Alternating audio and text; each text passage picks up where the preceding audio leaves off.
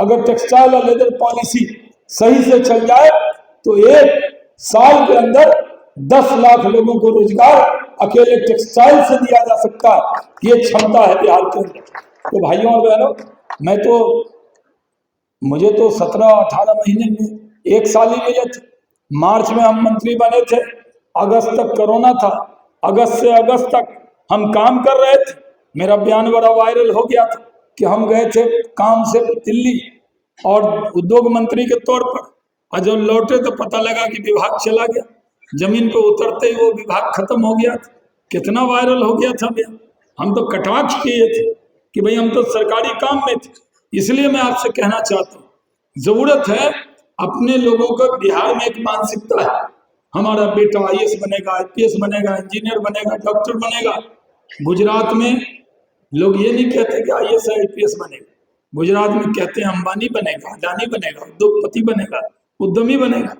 ये मानसिकता बिहार में भी लाने की जरूरत है। आपके पास जमीन है, आप कहिए हम छोटा छोटा उद्योग लगाएंगे। आज सीप का भी काम श्याम बाबू जी का क्षेत्र था, शायद सीप बटन का, महसी सीप बटन का वहां काम होता है और क्लस्टर पास किए थे। लेकिन जैसे जैसे वो जमीन पे आता फिर धुआं वाला इंजन आ गया था, तो उस चक्कर में वो सब रुक गया। लेकिन कोई नहीं, अब तो उद्योग विभाग बीजेपी के पास। ठाकुर बाबू के बाद यानी जो 77 से 80 की सरकार थी, जैसे कैलाश जी के नेतृत्व में जो बीजेपी के लोग कर्पूरी ठाकुर जी के मंत्रिमंडल में थे, तब उद्योग विभाग बीजेपी के पास था। उसके बाद फिर अभी उद्योग विभाग बीजेपी को मिला और जिसके वजह से काम करके दिखाया। तो बीजेपी के लोगों के अंदर काम करना आता है। अगर टूरिज्म कल्चर विभाग मिला तो देखिए इतना बड़ा बापू सभागार प्रमोद जी ने बनाकर दिखा दिया। और हमें उद्योग विभाग मिला तो हमने जमीन पर उद्योग लाने का काम किया।